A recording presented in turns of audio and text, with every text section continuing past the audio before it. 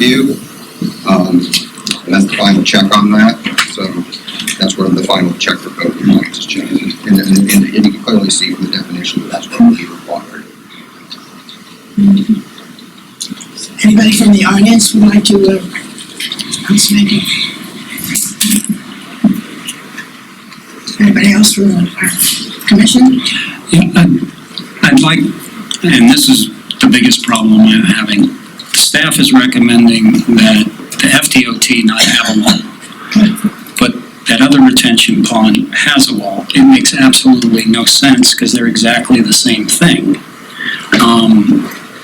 I mean, there's no difference between the two, and actually they're providing better coverage because we can't play around with the DOT storm ponds. So I just can't get my head around the fact that there are two exact same situations, and one buffer's okay, the other buffer's not okay.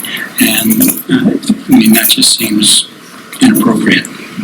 I've explained the differentiation, and although you think it might, if you stated it may be unlikely that pond is moved, we've seen ponds relocated in the past. So we don't know what's going to happen, and that's. And they'd have to come to us for site plan approval for any new changes to the pond, to the configuration. So, but if this variance is granted, the variance is granted forever. You can't ungrant a variance, and that's the concern. Yeah, for that location. But that's the location that the buffer would be located. So if they want to move the pond, then you can change that. I don't believe you can. Once the variance is granted for that buffer, that is based on these conditions. That's the variance for that buffer, unless you would condition that somehow that if the site developed commercially, basically a deferral, when the site develops, the wall would go up. That would be a different situation. That's not what the applicant has requested. Are you going to make that a motion? Sure. I mean, I'd approve the variance requested by the applicants with the condition that if any changes are made to the retention pond such that it changes the current configuration, that they have to come back to council for further variance. Or council, so that's 8 years of sitting up here. Back to the commission for. Do I hear a second? I'd like to see this epic theater finally get built. We've been dealing around with this for a year and a half, and I'll second it.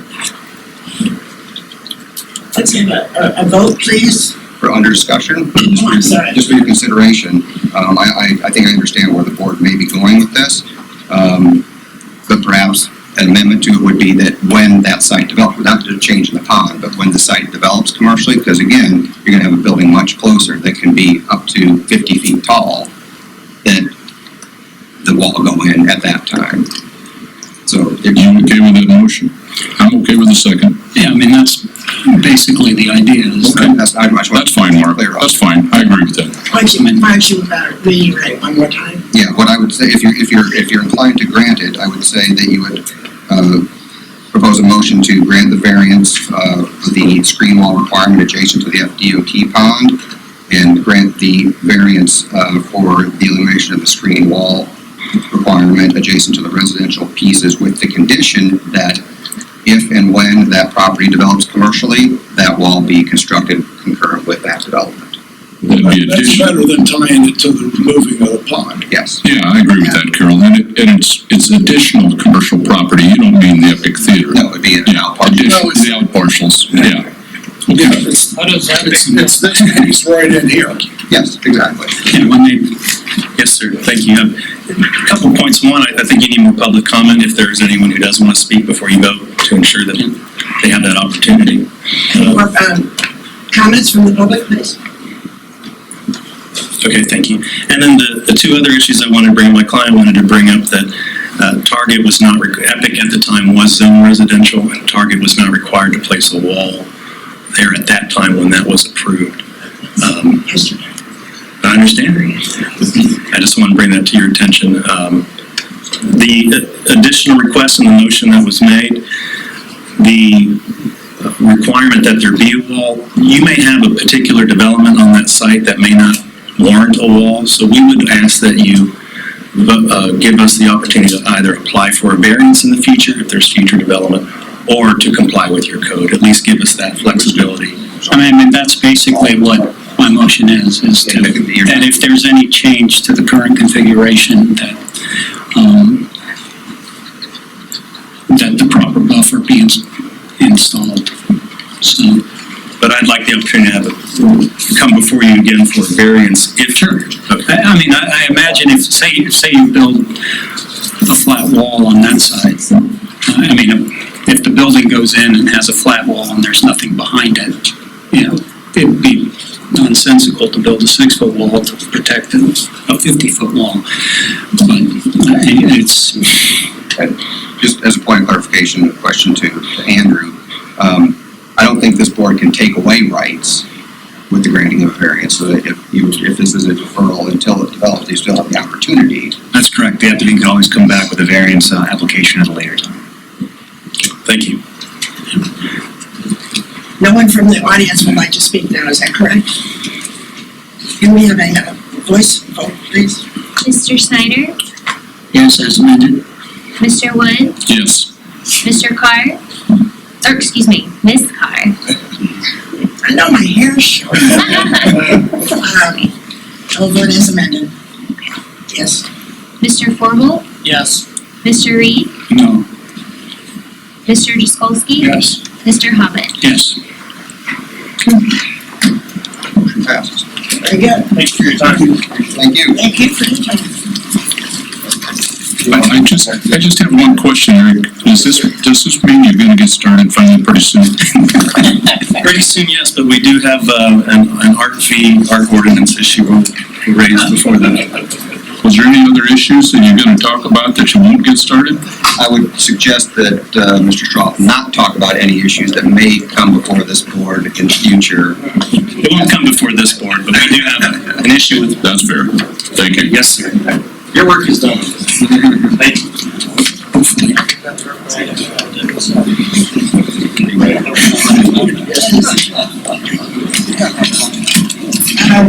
Item number 7, comprehensive plan text amendment, land use, elementary revised policy.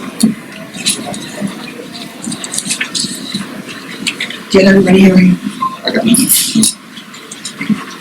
Take it here. Yes, sir.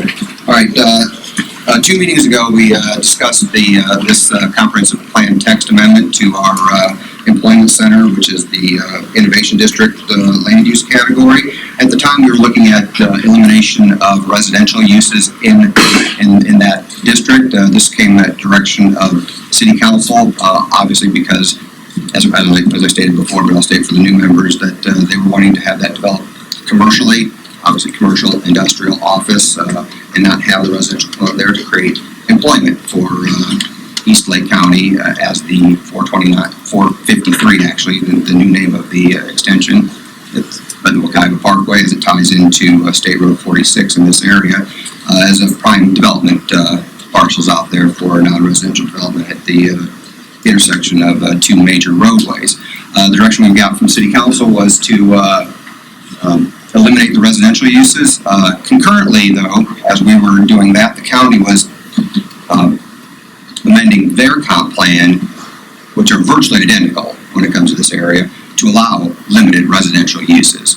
That was brought up by Mr. Belvo, who represents certain property owners in the area, that there was a disconnect between where City Council had directed us to go, where the County Commission had directed their staff to go. So what we have done since the last meeting is we met with Greg Belvo and with the county to make sure we're all on the same sheet of music. So what you have here before you is virtually what we talked about last time, that we're eliminating the strict language for allowance of residential within the comp plan, but we're allowing that opportunity through a PUD, which we talked about before, which is their right anyway, whether it's in here or not. The county felt more comfortable with it in here because it sort of matches their language. Greg and his clients felt more comfortable because it matches their language, so there's not a strict prohibition, although it is specifically laid out in the Land Development Code. So just for a consistency purpose between city and county, city comp plan and city land development code, we added the additional language with one addition. also, and which has come up as a matter of discussion, is that one of the things that was laid out in there as a conditional use permit or PUD now, as we proposed, hospitals were there under that to make them go through an extra step to have a hospital located out here. Hospitals are one of the uses that have shown some interest in the area, and when we did our economic analysis, when we did the marketing plan for the Innovation District, that was one of those catalyst uses, along with higher education. Obviously, there's some interest from Seminole State College to be out here. There seems to be interest from a hospital, or at least a large healthcare provider, to be out here too. So those are the two potential catalyst uses, and Greg's been working with both those entities to locate in this area. The way a catalyst use works, for most of you know, is that when those uses come, they spur other development around them.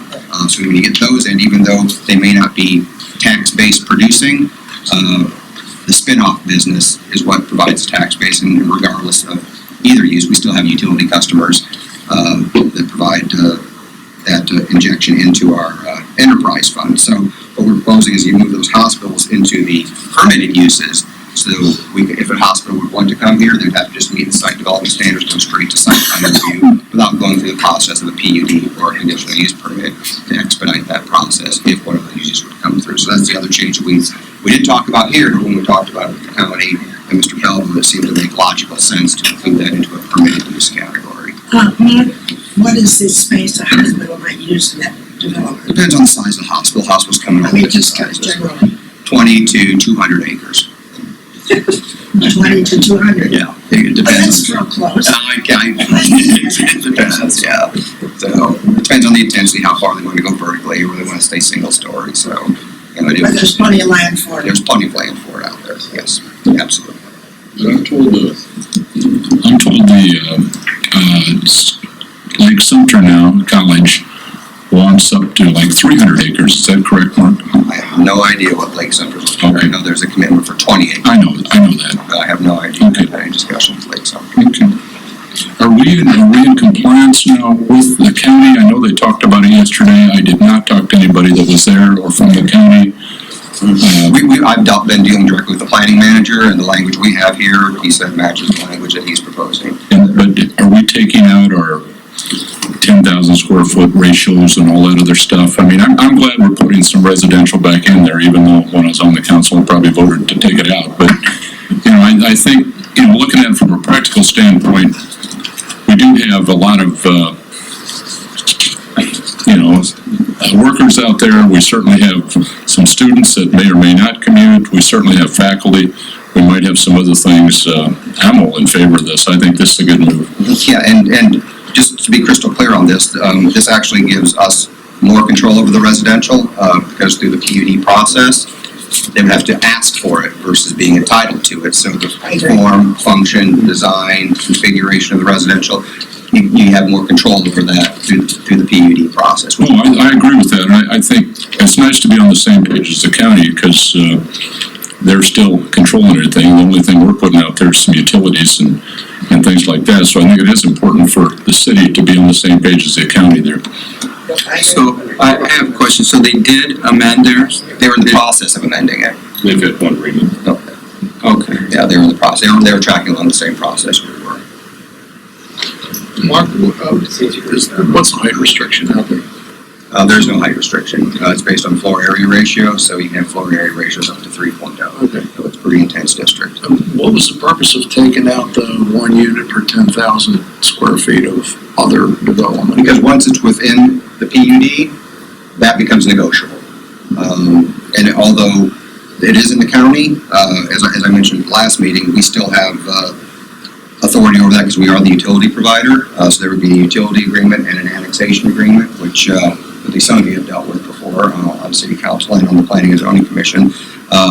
So we negotiate those terms through that annexation and utility agreement to make sure that it's going to be, when annexed, it's going to be consistent with our plan and our code, so we don't bring anything in that's not conforming to our codes that would lead to future code enforcement problems. One question, Mark. Excuse me, I'm terrible.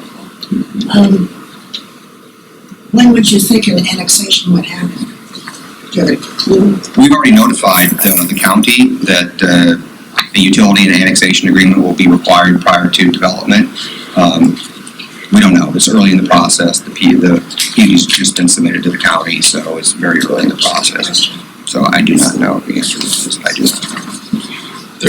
There's a sentence that strictly prohibits single family. Yes. That goes away too.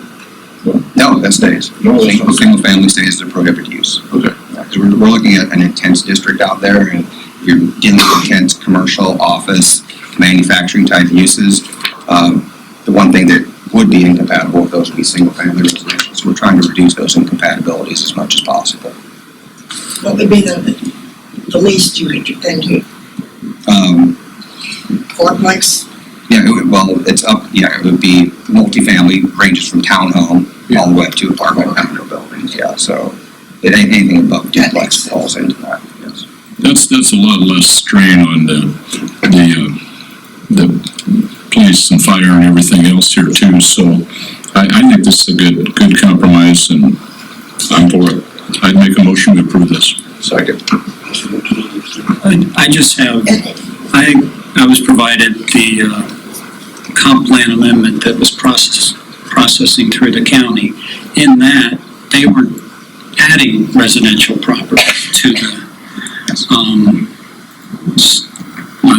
the language, residential uses are excluded on parcels in this category located within the Mount Dora Joint Planning Area first authorized by the Board of County Commissioners on September 28, 2004. That was, so they're removing that language, but that seems to add residential uses. Yes, we were. But it's always on the PUD. Yeah, we were always on the opposite ends of that, where they restricted it, we allowed it. As when the city council told us to take it out, they were putting it back in. Actually, the city council's motion was to amend the comp plan to be consistent with Lake County, not specifically to get rid of residential. Well, if you took the staff report and discussion. Well, I'm looking at the motion that was approved, not what was discussed. The motion approved was to get us in line with the county. So my question is, if the county's adding residential and we're taking away residential, we seem to be crossing paths right now. No, We're putting it back in. We're putting it back in, James. We're putting it back in. That's what we argued. Because it was always in there with PUD. No. And that's what I tried to explain in the last meeting, that there was a level of discomfort from the Planning and Zoning Commission and the property owner. And so the direction I got was to try to work it out so everybody was comfortable. Everybody seems comfortable now. The county seems comfortable. Mr. Belmo, obviously, like I said, we met with him. Shaking his head, yeah. And I always trust Greg, and the county's comfortable because we all feel like we're on the same sheet of music now. Do we have any comments from the,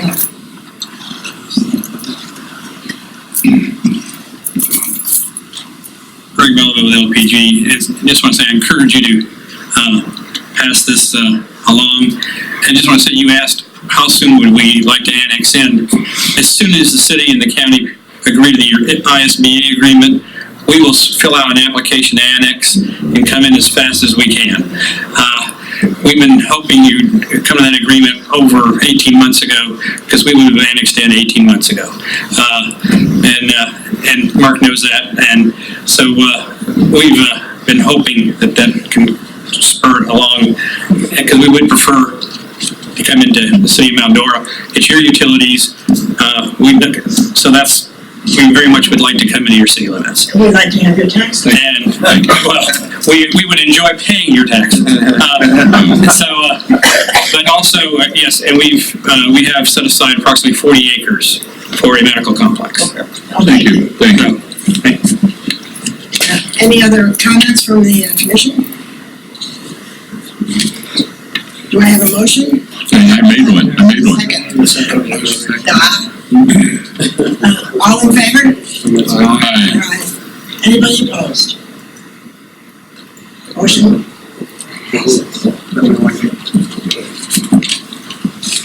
Adjourned. And it's a wonderful day, wonderful evening, it's 10 after 6. Move to adjourn. Motion to adjourn. Thank you, James.